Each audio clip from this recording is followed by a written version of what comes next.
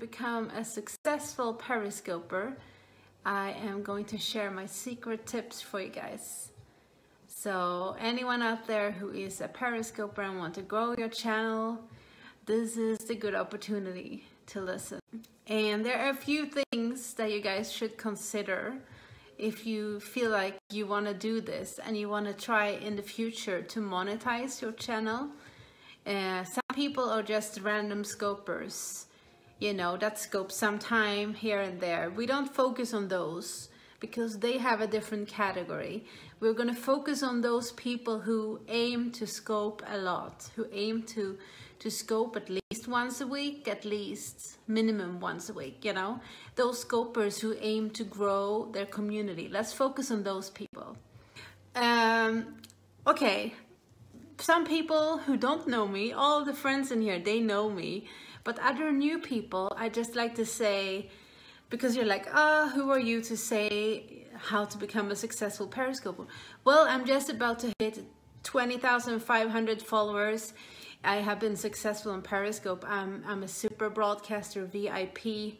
I'm part of the super broadcaster program. I'm also a partner with Periscope. And I have been on this app live streaming for 3 years. I know a lot. I have a lot of experience with this. So I know what I'm talking about, guys. There are two different things you could do on Periscope. We have the regular Periscoper. Anyone can go live. Anyone can share their lives and go live. But then you can become a VIP broadcaster. A VIP broadcaster means that you get a badge next to your name. So there are 3 different categories of VIP broadcasters. We have the bronze tier, we have the silver badge, and we have the gold badge. And those badges gives you credibility and gives you a name on Periscope. So if you have a badge, then you are successful in a sense, because people will collaborate with you. You get prioritized support from the Periscope headquarters, and you also get more visibility. People find you easily because they make it so when they search for you, you end up in the search results prioritized to other broadcasters. So it's a very important step. If you want to grow your channel, you need to get a badge, and you need to fill some requirements to get that badge. So you need to be streaming for so and so many hours or so many scopes per month. They have certain requirements that you need to read about. And then when you have to apply, then they will check your status. They will check that you have an okay account, that you don't stream anything illegal, or that you have a safe content, you know. They have to check your channel and check your music. Check your content. That's what I'm saying. I'm so tuned into my music, so my brain's all about music. Well, so once they have approved, they will decide which type of badge you deserve. So they could say you are a bronze VIP, but that's cool. But then you have to work yourself up to go to silver badge or to be a gold badge. And that's the VIP broadcaster. And if you want to make money and get money from super hearts and tips, then you need to apply for a different thing that's called the Super Broadcaster Program. And that makes it possible for you to earn money. And that's making you a partner with Periscope. You partner with them, you follow their terms and conditions, their rules, you meet certain criteria to become a super broadcaster. This is an application also. You need to fill out this application and you need to submit it to Periscope, and then they need to check your stats and see that you are eligible for this. So there are 2 different things to think about: the VIP with the badges and the Super Broadcaster Program. So those are the 2 things that you do on Periscope if you want to grow your channel. But before everything like this happens, this is way ahead. Before that, you want to grow your channel, you know, you want to be able to get a badge, you want to be able to be a super broadcaster. So how do you do this? So for me, I started Periscope 3 years ago, and before I even went live, I spent 3 months. I'm telling you, 3 months I spent checking people's broadcasts. You want to tend to promote your channel in this way. You want to go into the scope and say, hey, I'm new here. Check out my Periscope channel. I do dance scopes, or I'm a musician, or blah, blah. You want to promote yourself. That's natural because you want people to follow you. You want to steal the audience from the other people. It's giving and taking, you know. But that's something you need to be careful with, because many Periscopers get really offended if you advertise in their channel. They get super offended if you do this. If they ask you what you do and so, then it's okay to talk about it, but be careful with advertising in other people's scopes. So I had a really cute profile picture and people were like, ooh, who is this cute girl? I'm gonna check her out. I didn't really need to say what I was doing. My picture told everything, so people automatically clicked on my name, my comment when I was commenting in the scopes, and then they saw, oh, she's a musician from Sweden, cool, I'm gonna follow her, so next time she go live I can see what she's doing. Interact with people, get to know them. Some people, if you feel like it, get to know them in a personal basis. I have a few close friends now, a few close friends and fans that I really know, you know, that I got to know, that I know their life story, I know stuff about them, and that's something you build on connections. You need to have the right outfit. You know, you can't just have a boring outfit if you're gonna be successful and wear plain old clothes like you wear to the grocery store or something. No, you need to wear something catchy, you need to wear something outstanding. You need to think about your appearance because you are on camera all the time. The lighting should be good, the sound quality should be good, and good lighting. You need to have good lighting and good angles when you scope. So, for instance, if you scope, it's the same with taking pictures. You need to scope from above because that makes you look more skinny, and this is like the best angle for a female to scope from above and down, and have the good lighting for this. But this is a tricky part because you normally don't have scope stands that are high up in the sky.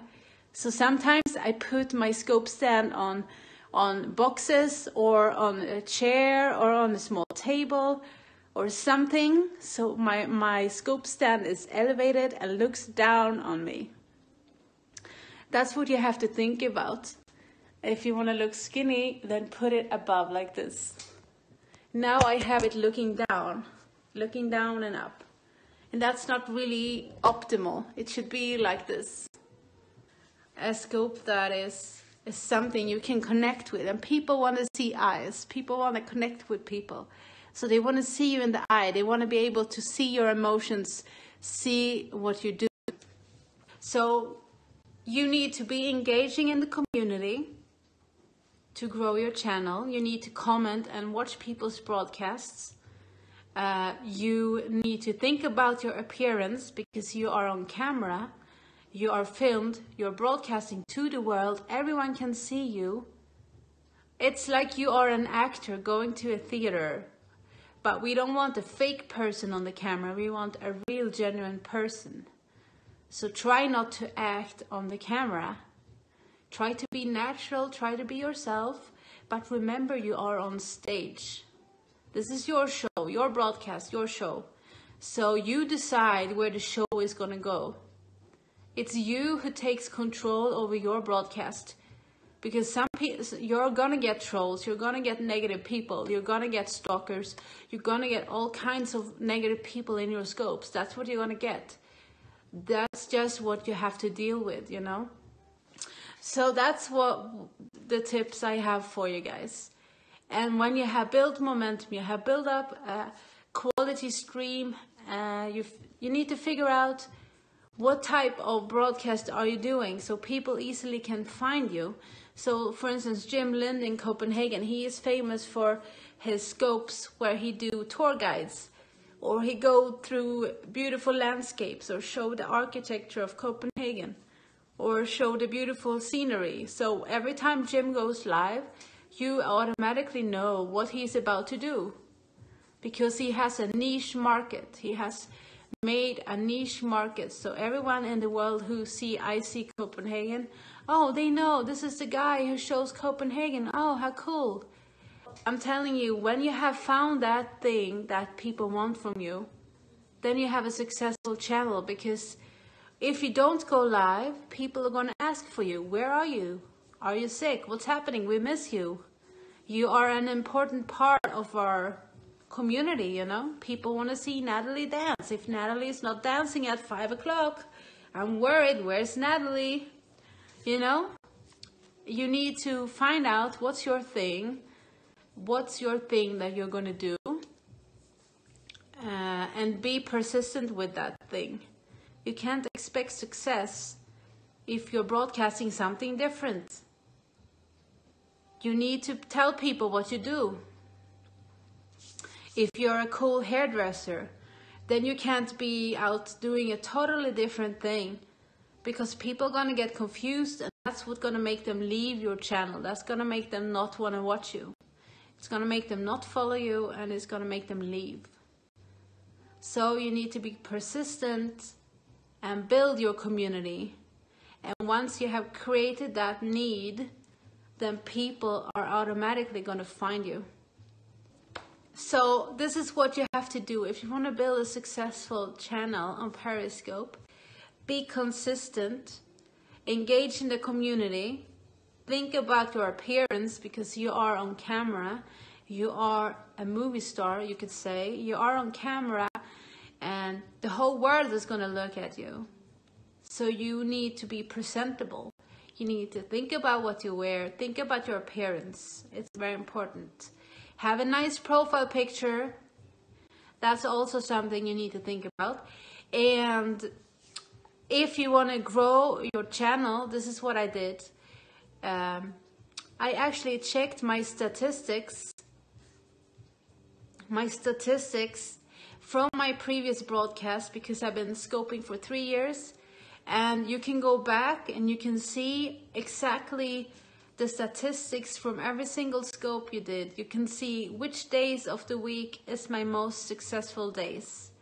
You can go and check your scopes. If you go to your Periscope website, so if you go to your Periscope website, then you can check the statistics there. And that tells you what days that you are the most successful in your broadcast. That tells you exactly which days of the week you have the most viewers. So when you know which days that your audience is going to be there, then you know how to make a stream schedule. So then you can work around those days, and you can play for those days, you know. But before you do that, you need to figure out which type of audience you want to have in your scopes. Which type of audience do you want to have? Which countries do you want to be famous in? Which type of crowd do you want to have? Do you want to have the morning crowd? Do you want to have the evening crowd, the midday crowd? What type of people do you want in your scopes? Those are the time zones you should think about. You should think about the time zones that's suited for the people who's going to watch you. Yeah, that's all I had, guys. That's all I had for you. I don't have anything more to say.